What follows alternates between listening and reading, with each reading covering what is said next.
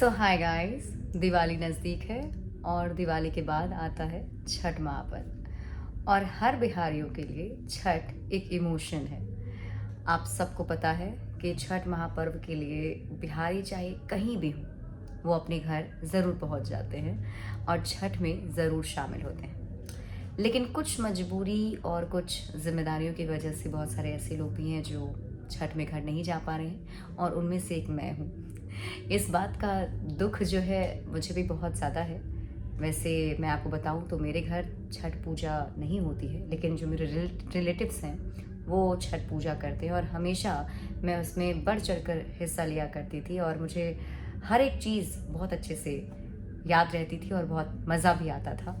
And I am sure कि आप सब इसकी तैयारी करने जा रहे हैं। तो छठ महापर्व क्यों है और इसमें क्या क्या होता है, इसके लिए हम हर रोज़ एक एपिसोड के जरिए बातचीत करेंगे।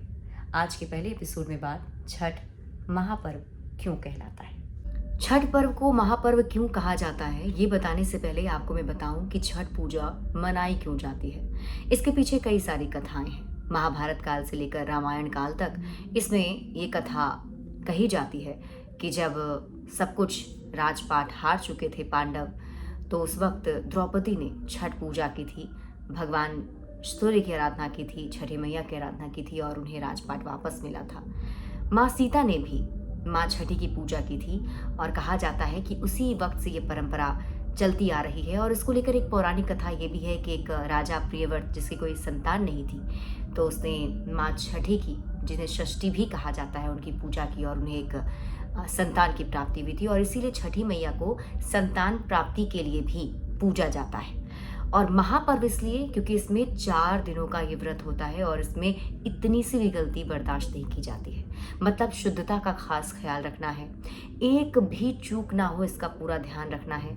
प्रसाद बनाने से लेकर घाट पहुंचने तक में जितने भी व्रतधारी होते हैं, जो परवैतिन जिन्हें हम कहते हैं, वो सभी इन सब चीज़ों का बहुत अच्छे तरीके से ख्याल रखती हैं। 4 दिनों में सबसे पहले नहाए खाए से इसकी शुरुआत होती है। नहाए खाए के दिन से ही सारी तैयारियां शुरू हो जाती हैं। शुद्धता हर एक जगह पर आप देखेंगे। अगर आपको याद हो तो अगर आप पटना या फिर बिहार के अलग जगहों पर जाए, या फिर यूपी के कुछ जो इलाके हैं, पूर्वांचल के इलाके जहाँ छठ पूजा सेलिब्रेट किया जाता है, वहाँ सड़कों तक की सफाई की जाती है और वहाँ बिल्कुल भी गंदगी ना हो इसका ध्यान रखा जाता है।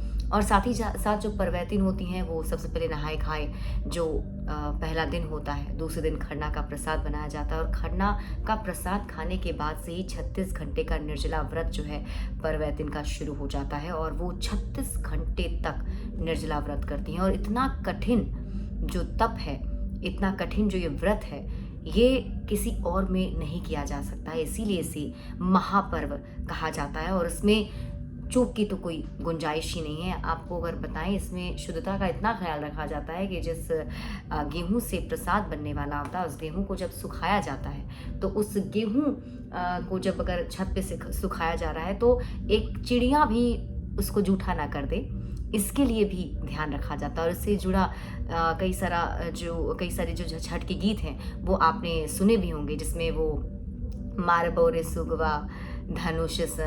तो ये जो गीत है, ये गीत भी दर्शाते हैं और बताते हैं कि किस तरीके से ये पूरी विधि जो है वो संपन्न की जाती है। और इसीलिए छठ को महापर्व की श्रेणी में रखा गया है।